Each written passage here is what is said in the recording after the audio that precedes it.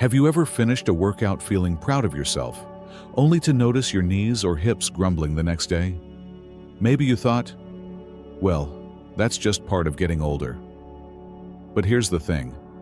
Aches and pains aren't a mandatory side effect of staying active after 65. In fact, some of the exercises we've been doing for years might be secretly sabotaging our joints.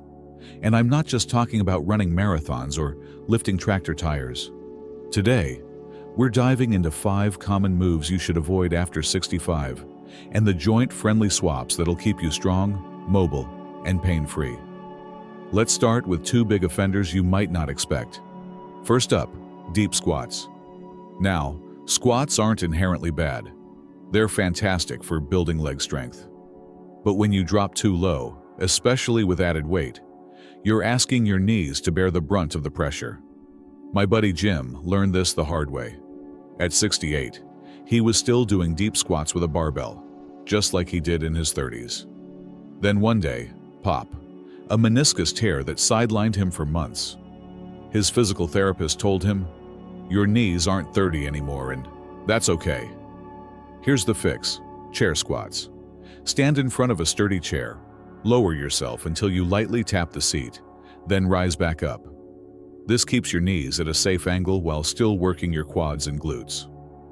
My neighbor Marge does these while waiting for her tea kettle to boil. 3 squats per whistle, she laughs. Bonus? You're building the exact muscles you need to get out of a real chair with ease. Next, let's talk about toe touches. You know, bending over to touch your toes first thing in the morning? Many of us do it to loosen up, but here's the problem. Forcing your hamstrings and lower back into a deep stretch when they're cold can strain ligaments and compress spinal discs. My sister-in-law Carol used to swear by toe touches until her chiropractor showed her an X-ray of her compressed vertebrae. Turns out, I was ironing my spine like a wrinkled shirt, she joked. Instead, try seated forward folds. Sit on the edge of a chair, feet flat on the floor. Hinge forward at your hips, not your waist, and let your arms dangle toward your shins. This gently stretches your hamstrings and back without the crunch. Pair it with deep breathing, and you've got a calming morning ritual that won't leave you wincing. Now, here's one that might surprise you: traditional sit-ups. Yes, the classic ab exercise we've all done since grade school. But after 65, repeatedly curling your spine off the floor can strain your neck, shoulders, and even your lower back. My friend Ed, a former Marine, refused to give them up until his physical therapist pointed out his hunched posture. Turns out, sit-ups were turning me into a shrimp, he grumbled. The safer swap? Pelvic tilts. Lie on your back with knees bent and feet flat. Gently press your lower back into the floor, engaging your core, then release. It's subtle, but it strengthens your deep abdominal muscles without crunching your spine. Add a pillow under your hips for extra support if needed. Pro tip: do this while watching TV. It's like sneaking in a workout during commercial breaks. Now, I know what you're thinking. If I can't do these, what's left? But here's the secret. Staying strong after 65 isn't about giving up. It's about adapting. Your joints are like vintage cars. They still perform beautifully, but they need a little extra care. And the best part? These swaps aren't just safer. They're often more effective because they target the right muscles without the wear and tear. So grab a chair, ditch the toe touches, and let's keep this conversation going. Because up next, we're tackling 2 more exercises that might be hiding in your routine, and the smart alternatives your joints will thank you for. You might be surprised how many everyday movements, even ones that feel easy, could be quietly stressing your shoulders or hips. Let's break it down. You know, sometimes the exercises that feel the easiest on our joints are the ones quietly causing trouble. Take high-impact cardio, like running or jumping jacks. Now, I'm not saying you need to hang up your sneakers forever, but pounding the pavement or doing explosive moves can send shockwaves through aging knees and hips. My friend Linda loved her morning jogs until her orthopedist showed her x-rays of her cartilage, wearing thinner than her favorite flannel pajamas. It's like expecting a 50-year-old tire to handle a dirt bike race, he told her. The fix? Low-impact cardio that keeps your heart pumping without the pounding. Swimming is a superstar here. It's gentle on joints but tough on calories. Linda swapped her runs for laps at the community pool and says, I feel like I'm 50 again, but my knees feel like they're finally on vacation. No pool? Try cycling on a stationary bike or a brisk walk on a rubberized track. Even dancing counts. My neighbor Walt does a daily sock hop in his living room to old rock and roll tunes. Elvis never hurt my hips, he winks. Now, here's one you might not expect. Heavy overhead presses. You've probably seen folks at the gym hoisting dumbbells skyward, building shoulders like boulders. But after 65, lifting heavy weights overhead can strain rotator cuffs and compress spinal discs, especially if your posture isn't perfect. My cousin Gary learned this after a shoulder injury from lifting a suitcase into an overhead bin. I wasn't even at the gym, he groaned. I was just trying to impress my grandkids with my strong grandpa act.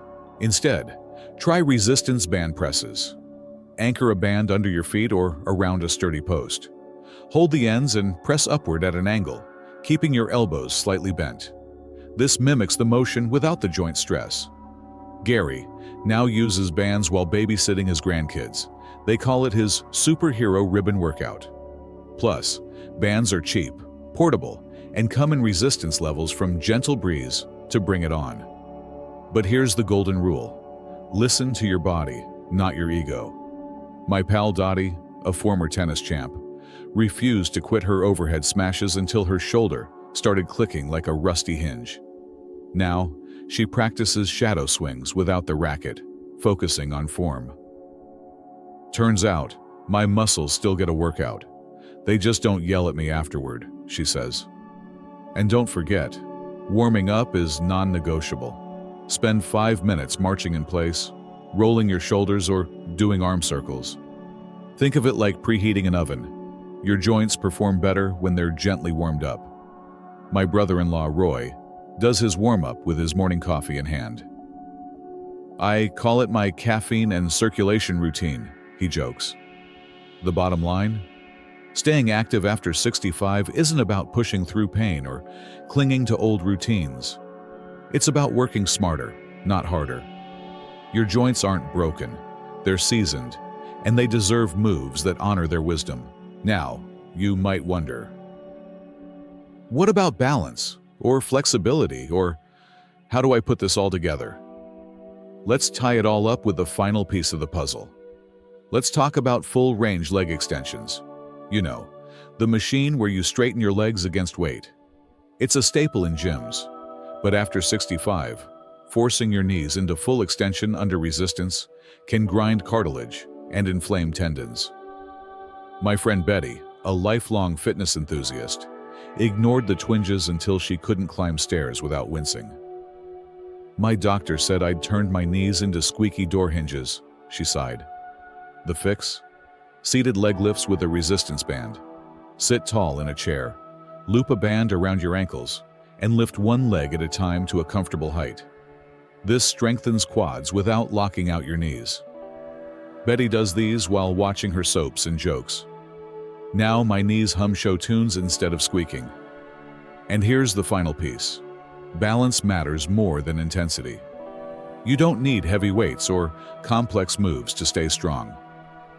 My neighbor Hank swapped his old bench press routine for wall push-ups and modified planks, leaning on a countertop. I'm not chasing bulging muscles, he says. I just want to carry my groceries without a struggle. So, let's tie this all together. Staying active after 65 isn't about avoiding exercise. It's about choosing moves that love your joints back. Swap deep squats for chair squats, toe touches for seated folds, sit-ups for pelvic tilts, high-impact cardio for swimming or dancing, and heavy overhead presses for resistance bands. Your joints aren't fragile. They're seasoned experts that deserve respect. Remember, pain isn't a badge of honor. If an exercise leaves you stiff or sore for days, it's your body's way of saying, let's try something gentler. My Aunt Ruth, who took up Tai Chi at 70, puts it best.